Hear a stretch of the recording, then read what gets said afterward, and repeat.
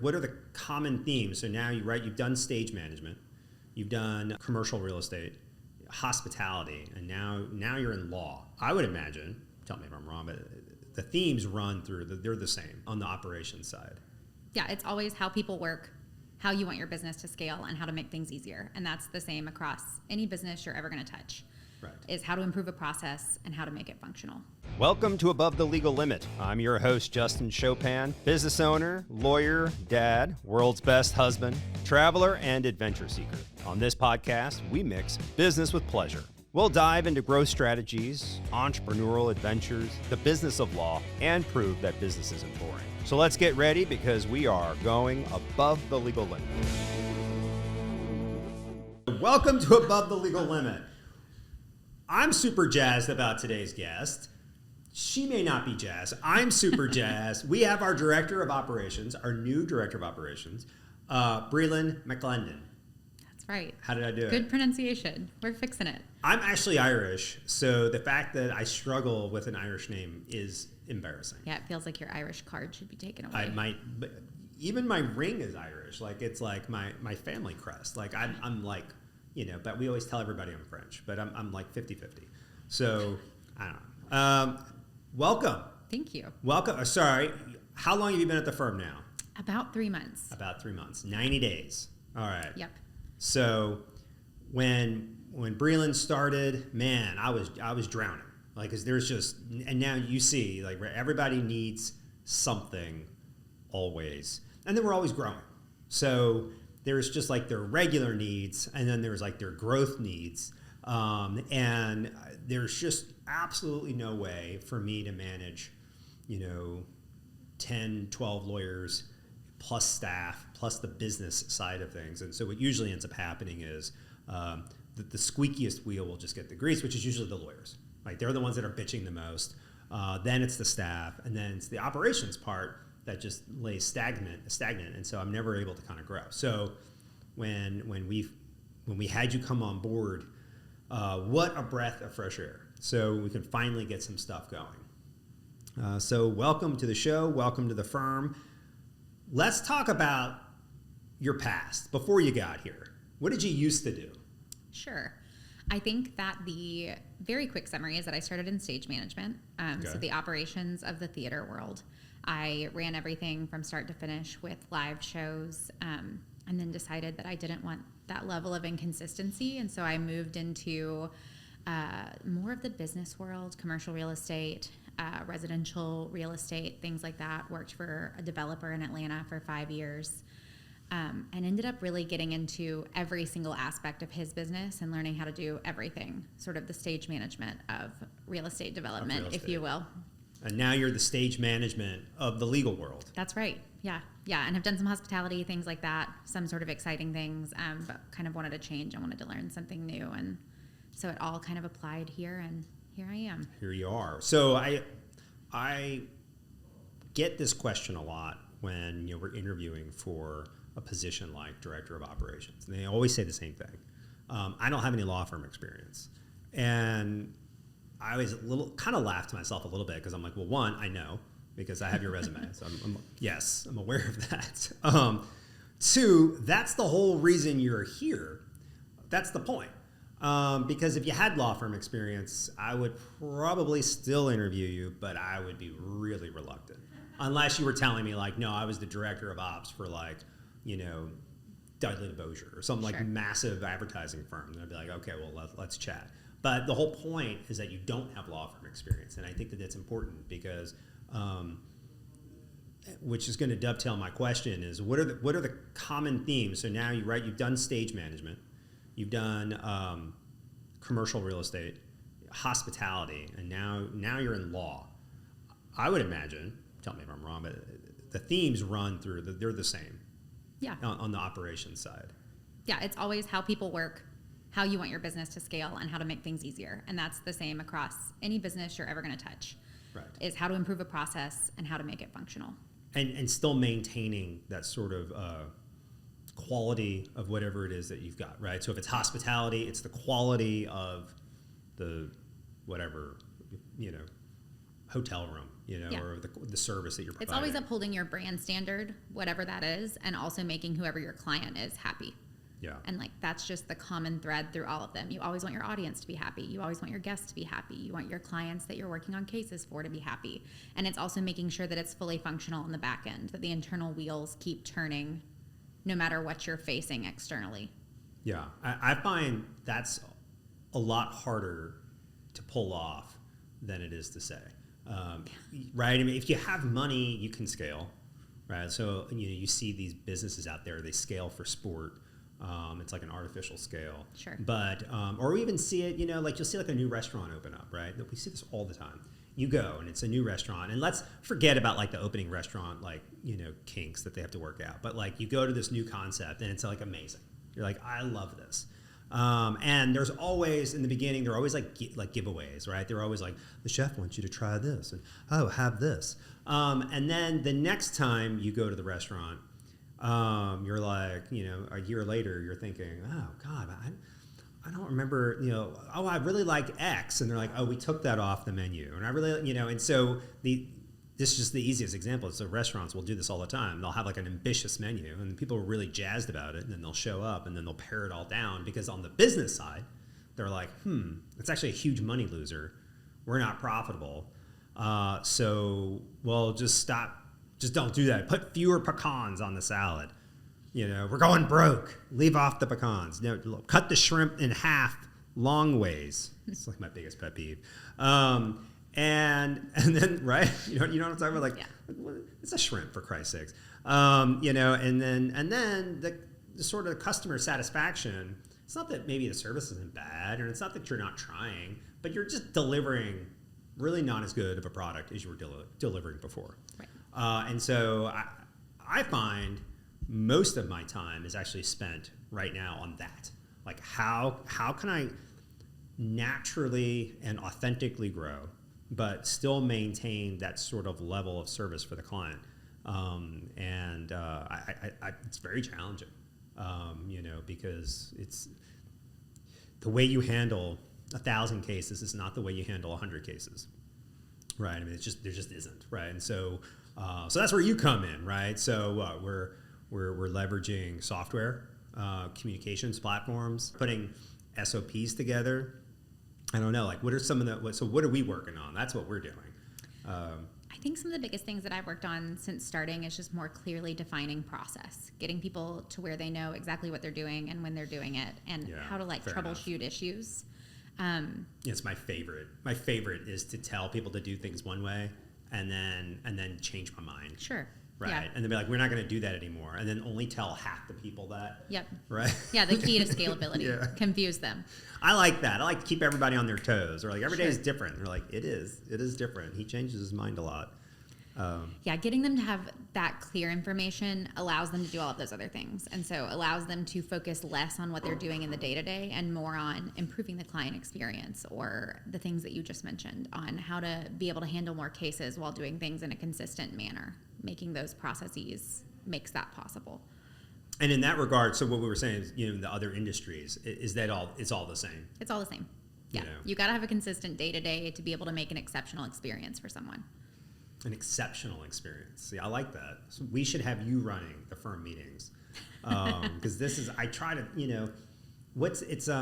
I thought it was this guy in New York, but I think it's a Maya Angelou quote.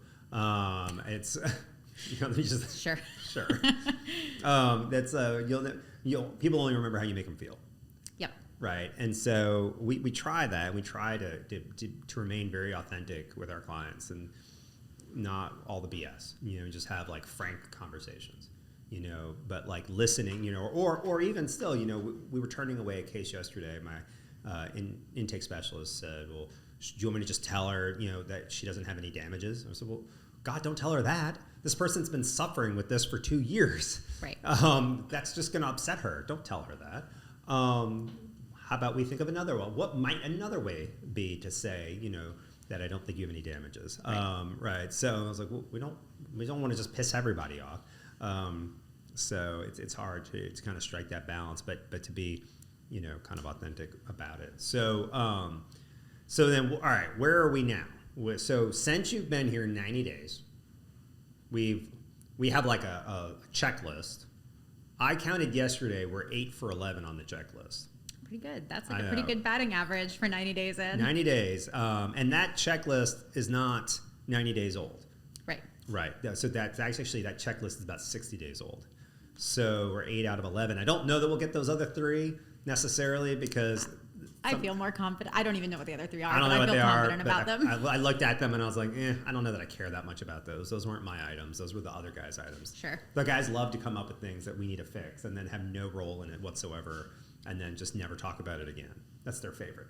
But so what do we? So we've hired what? Since you've been here, we've hired 2 lawyers or 1 lawyer. 1 lawyer. 1 lawyer. 1 paralegal. 2 legal assistants. 2 legal assistants. A receptionist. A receptionist. Yeah, we've done a lot of recruiting in the first 90 days. A lot of recruiting. A lot of onboarding. A lot of payroll.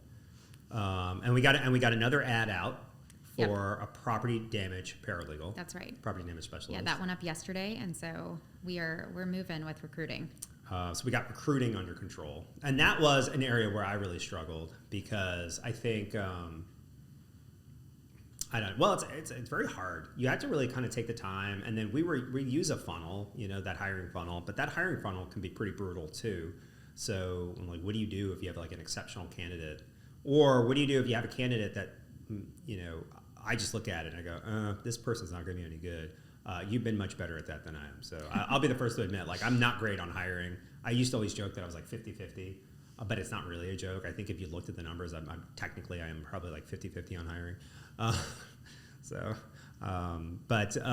We've done that. We have onboarded new communication software. That technically started right before you got here. Yeah, just a little bit before I got here. But I'm going to give you that. What else? Where else are we? What have we done now? We finished a build out, a new phase. Yep. That unfortunately was done before you got here. I feel like I really could have used some help on that. Seeing how the end went, having an extra set of hands probably would have been an improvement. Well, it's really hard to do because you're having.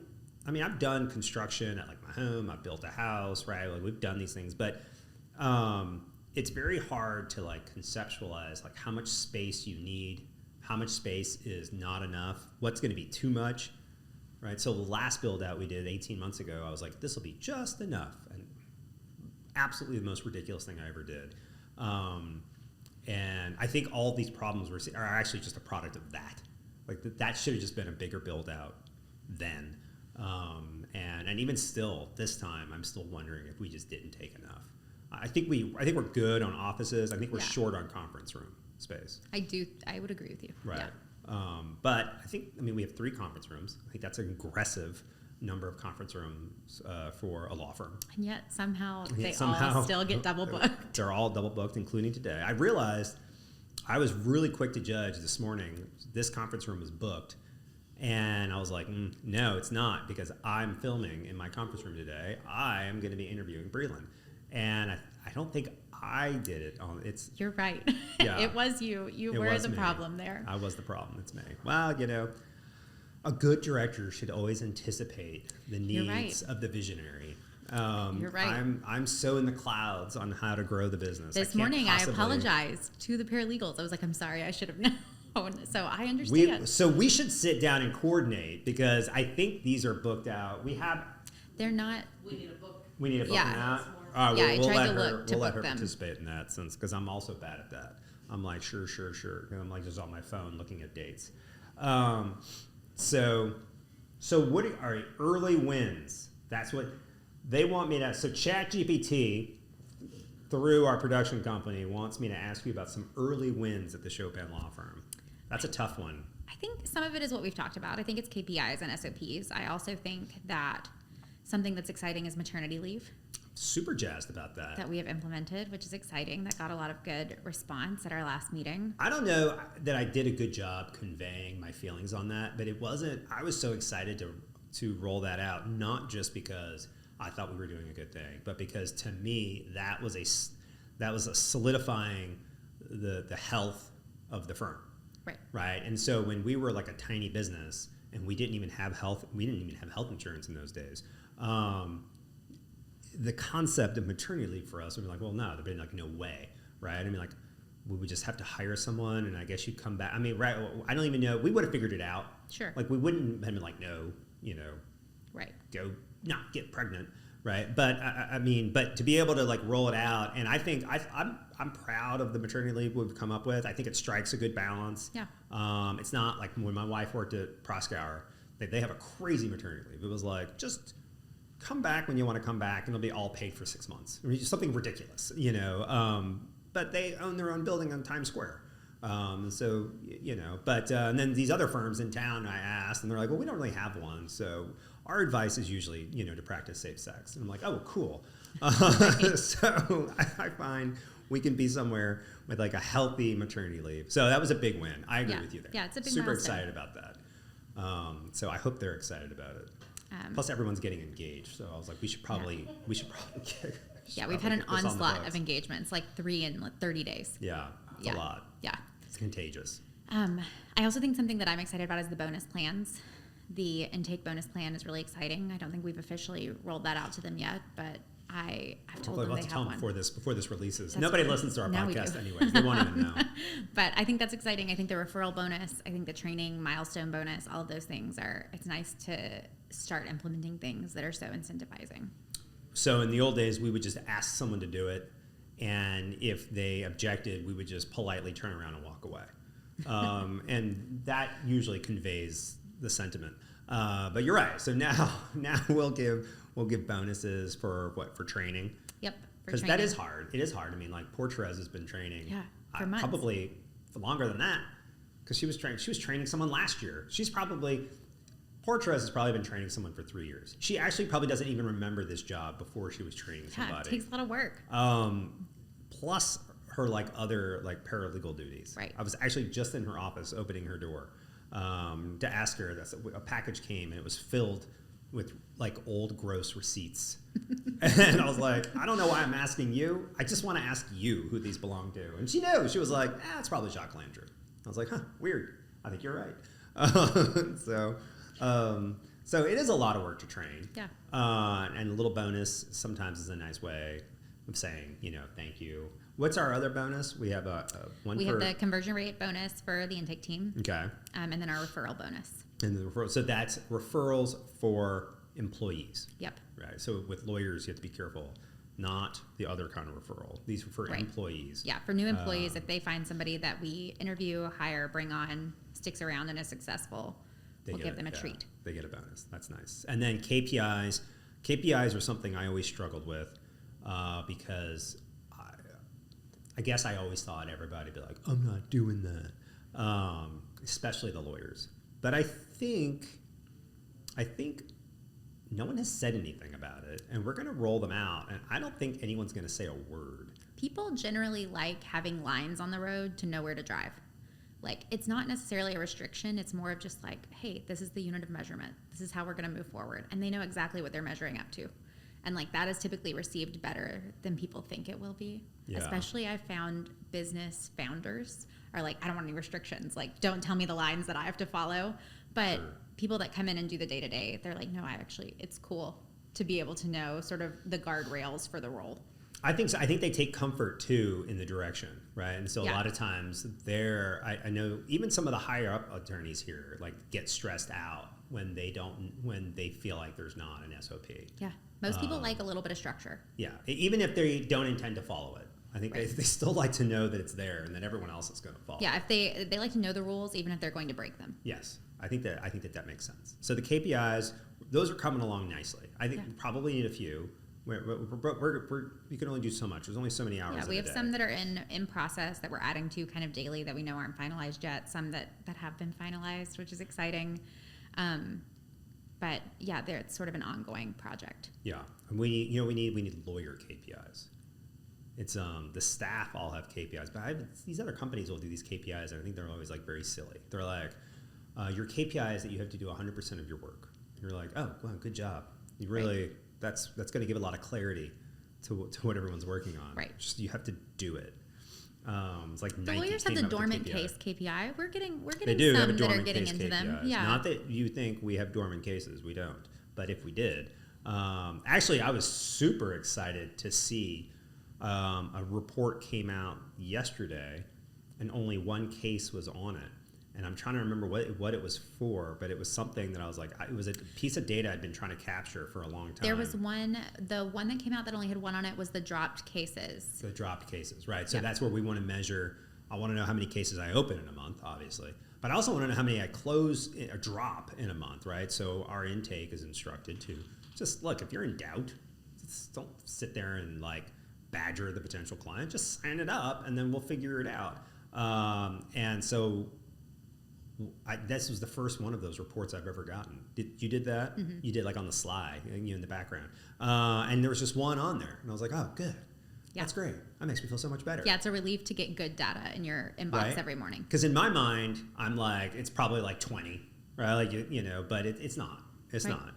It was just one. And I didn't even remember the one. I was like, oh, yeah, that was bad. Yeah. So good, so cool.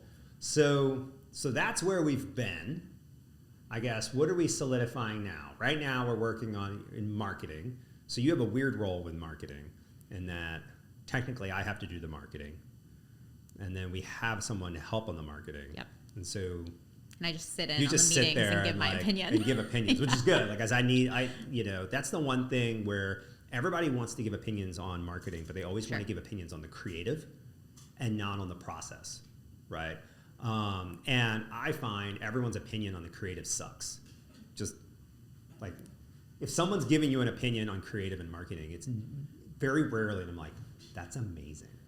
That people are going to love that. It's always like horrible, And so I'll never forget, I got like a sales call a couple of years ago, at least.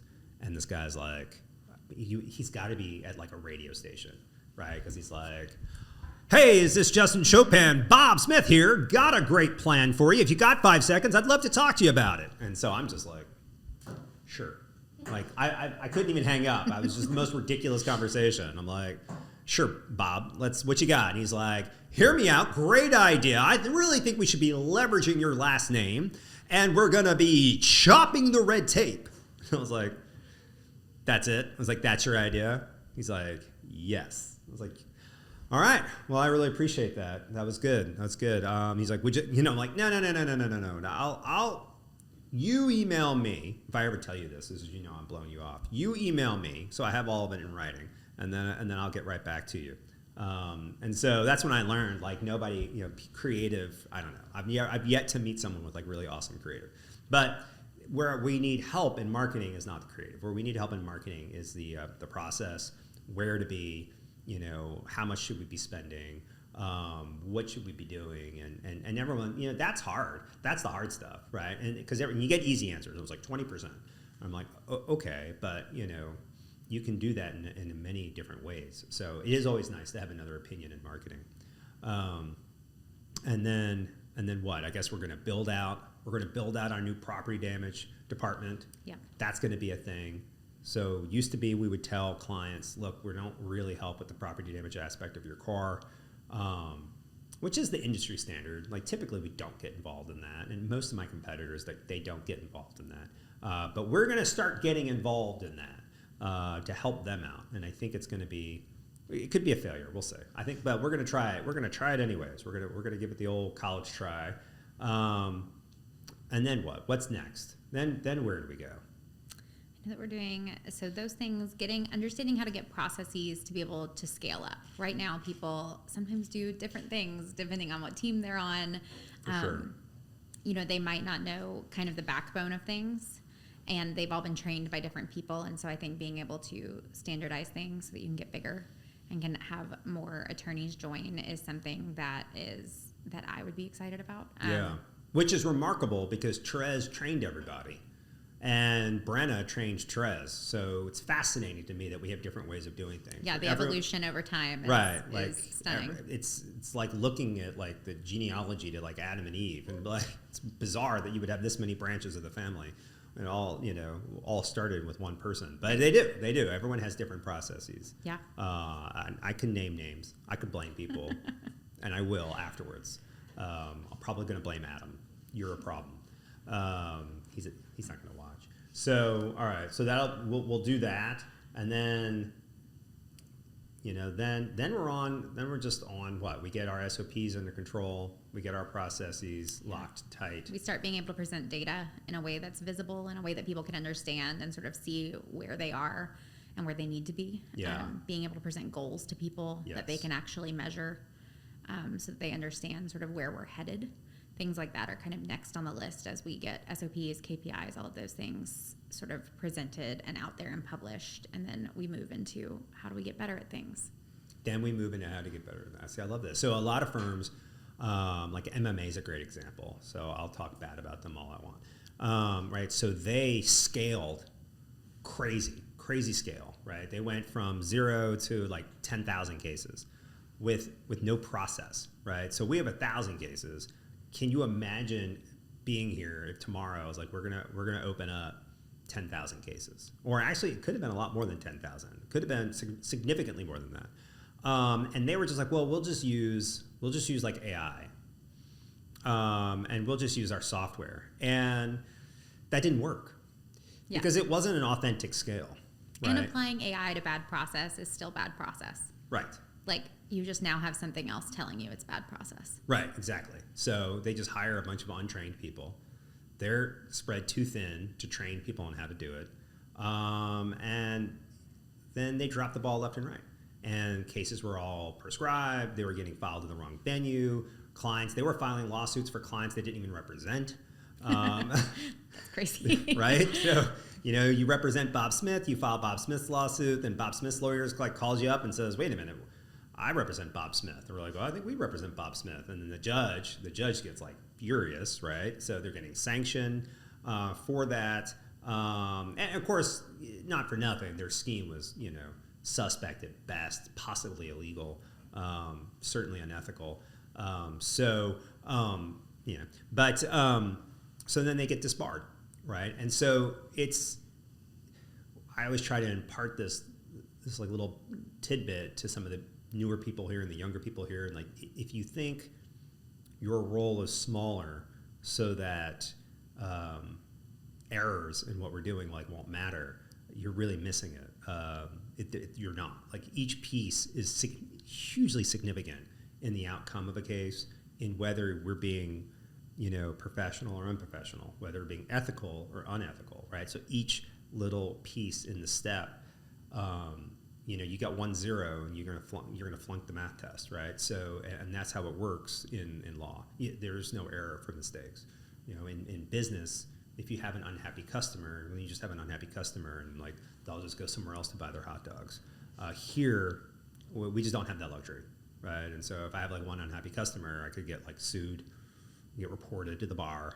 I could get sanctioned by the court. I could get sanctioned by the bar. I can get disbarred by the state bar. You can get disbarred by the federal bar. Right? So everybody's out, for consistency and control and making sure that lawyers are doing things the right way. And so when you're under that strong of a microscope, there's no room for error. But it boils all the way down to the person up front who answers the phone, right? So if that process is bad, it's it builds on it. Right. So how we get better, I love that. And then what comes next? Then we get to scale. Yeah. Then we see, this is why she's here. She's just gonna run it, and I'll just she tells me what's next, and then there's even better. I still like to go out for a run and then come home with like a wacky idea, and like I'll come in and be like, I got it, guys.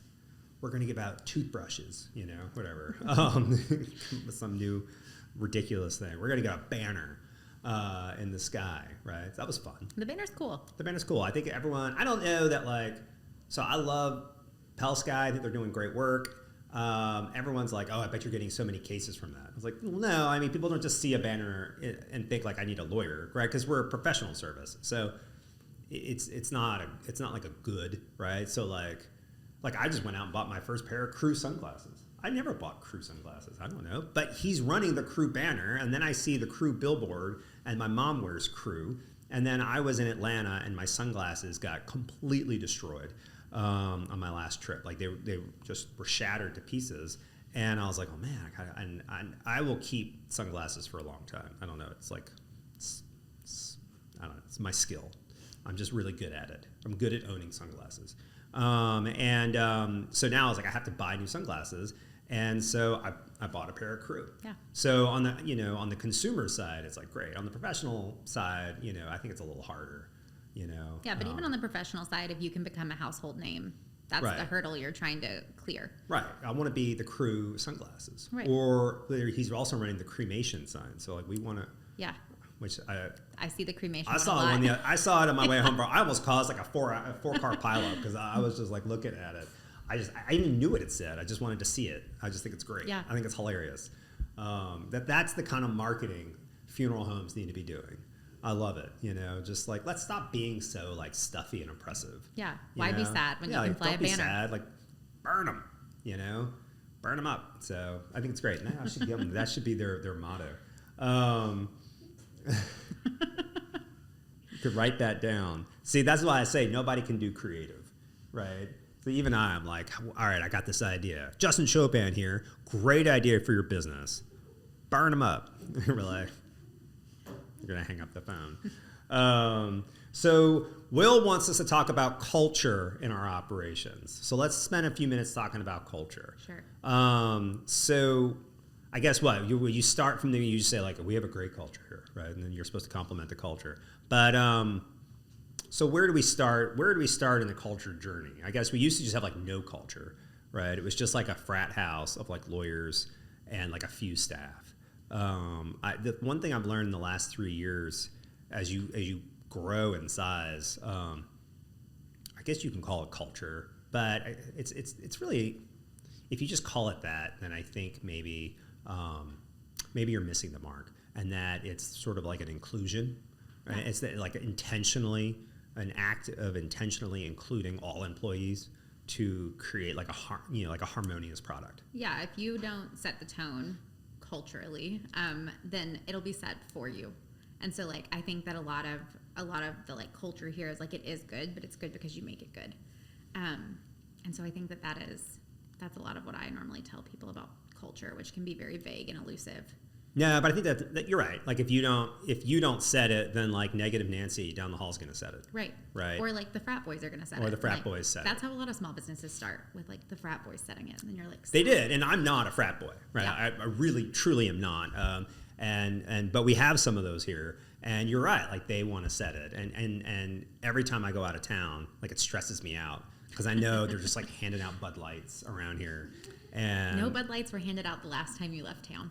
You know what? That means we're doing something. We're making changes. We're making changes. I'm fine with having the Bud Lights generally. It's just always like, Justin's away.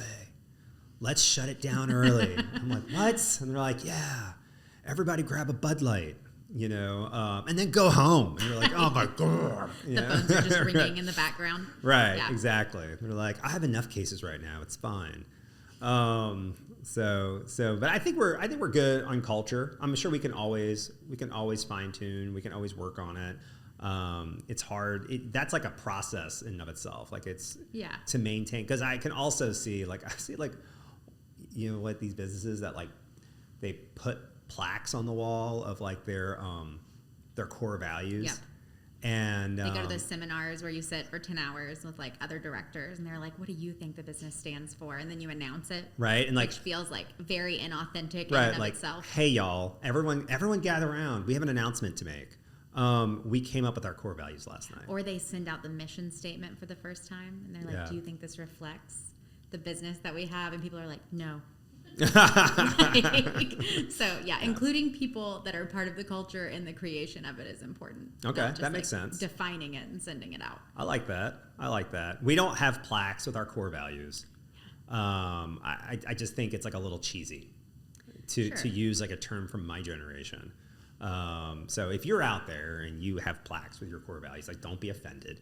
That's just doesn't work for me. We're working on that. And that was a thing. So the marketing company I work with was really like you have to have core values. And I was like, well, okay. But I don't know where, like, can I buy those, or do you have any of those in your swag store? Like, I don't know. We tried that out a little bit. We kind of floated some out there just to see if it would take. And everybody was just kind of like, what are you saying right now? Yeah. So I was like, hey, don't worry about it. The meeting's over. Everybody go back. It's a process. Yeah. So if we have to come up with some core values, are you ready? I've done that before. Have you? Yeah, we can do that. We can integrate them. They're always like, better today than yesterday. Or like integrity. It's like, well, integrity. Yeah. That's actually, you're right. That's actually like my biggest pet peeve when they're just like honest. I'm like, right. oh, all right. We're really reaching for the sky. Also that thing of it's aspirational. If someone tells you, oh, I'm so honest, and you're like, are you? Yeah, I generally, if anyone tells me they're honest, I usually assume that they're not. Right. Yeah, you're like, honest. I don't know. You're like working really hard. Unless they're like, me.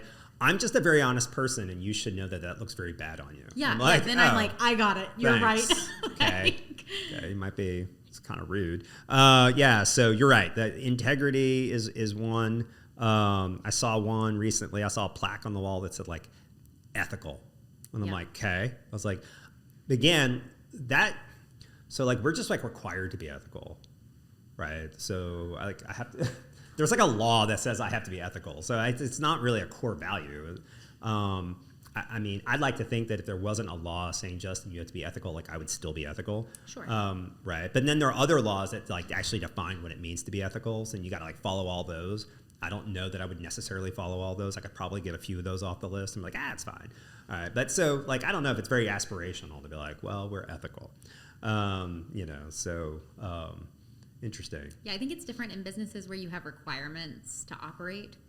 It's the overlap in like the Venn diagram between your core values and your requirements. Like sometimes that middle circle is, or like the overlap is where you're like, okay, I sort of understand. Like it does need to be a little bit of both. Right. That would be like if we were running a church, right? And we were like going to put our core values, we'd be like moral. Right. You're right. Like, cool. Right. Where hospitality is a little different. Like, so what's like a good core value for hospitality? Better today. Like I think I actually think I stole that from teamwork, transparency. Transparency is a big one in hospitality, like making sure that you are providing what you say you are. Okay. Because like people often book from far away and like they don't get to see it before they go. Dude, that's like a huge pet peeve. So if I'm looking at your hotel's website and you're showing me pictures of the lobby, I'm out. I've been down this road too many times. I'm not falling for that bullshit. Or if you go, I booked an Airbnb once for like a company event, and it was marketed as like a lakeside Airbnb with like outdoor grilling areas and like beautiful. Like they had pictures of the lake. We got there and they had started doing construction on the lake months prior. Right. It was fully drained. It was just a mud pit. There were like toads everywhere. And I was like, oh, sick. Quaint. I'm so glad we're here for this company event by the mud pit. At least I know there's no tadpoles because there's no water. Right. Yeah, just the toads. Just the toads. So like going there and like, that's not transparent. I don't want to book your Airbnb if it's just by a mud pit. I just rented an Airbnb for my family. We went on our trip, and the second bedroom was like actually just the solarium. Sure. Right. I was like, wait, what? Wait, this was the bedroom? Right. Like, or it's like an office and they've put like a cot in there. Right. Yeah. So it was actually, so if you could cut this conference room into like ninths, it'd be like 1/9 of this room. But just like this, except without the frosted glass. Our glass, you can't see, is frosted. And so it's just glass. Now I'm with my children, so it's like it's fine. Yeah. Right. But like also, it's like really not fine. And it wasn't cheap. It wasn't like, oh, but it's a bargain. It was like ridiculously expensive. Right. And so, yeah, like I will say, I really can't stress enough. If you have pictures of like I find the fancier the lobby, the more marble it has, the more gilded it is, the higher the ceilings they are, like the shittier the rooms are. And you just get upstairs and it's like a Marriott from 92. Right, with like that old that creepy comforter that never gets washed. Yeah. Yeah. Or like your bedspread is slightly damp. Oh, okay. Yeah, like, that would actually all kind of icky. Yeah. So that's my usual rule. Like it's not as bad as it used to be, but I will typically I need to see that the comforter or whatever, the bedspread or on the bed is something of a quality that can be washed after each use. And if it's not, if it's like made of a material, you can tell, right? They're like it's like bear hide. You're like, well, I know you didn't wash that, whatever. I don't know what it is. Or if it's like, that polyester, that creepy polyester, like I'm 100% out. Shimmery. Yeah, like I'll sleep in the car. I'm good. I can put the seats down, and like a baby. So I like it. Transparency. So that makes sense. Transparency on our side, that's a little harder because it's harder to understand. Right. Right. And then we were talking about this not long ago at like a marketing thing, but it was all about like some people are in the room are like, you have to be transparent about the financial aspect of the business. And I was like, you're nuts because you can't freaking win. If you tell everybody how much millions of dollars you're making, then they're going to be all pissed off that you're making millions of dollars and they're not. If you tell them that like, hey, revenues are really high, but profit's atrocious and we're not making millions of dollars, they're like going to go running for the hills that your business is failing. And I stood up, I was like, I think you're crazy to be transparent about any of this stuff. Nobody needs to know what's going on in that side of the house because we're also easily manipulated by desire or irrational fear. Sure. I still wake up every day and I'm like, today's the day. I don't know, man. Maybe it's all going to come crumbling down. I'm just waiting for the other shoe to drop. And everybody else is too. Right. When you're a small business, but it doesn't have to be like Enron, right? I mean, I saw this hilarious commercial it was like a joke commercial for Enron. Enron was hiring. But like, you can be a massive corporation and still crumble. But like when you're like us, you're we can come out with maternity leave, but I still wake up in the mornings, hoping and praying that like today's not the last day. Give me a few more days. So, well, cool. Well, hey, thank you for coming on the podcast. I appreciate it. Yeah, thanks Thank you me. for all the work you're doing for us. I'm exhausted from the amount that we've accomplished in 90 days. I usually will blame you, like at home. I'll just tell like my wife, I'll just be like, it's not my fault. It's like Brielyn just makes me do so much. I'm so tired. But it's exciting. Yeah. It's always exciting. I think everybody here agrees. They're excited. They get involved in it. They love it. And I love seeing people who are like really unsure, and then you do it, and then they realize you were right, and then they're like, okay, this is pretty cool, or okay, that person really is working.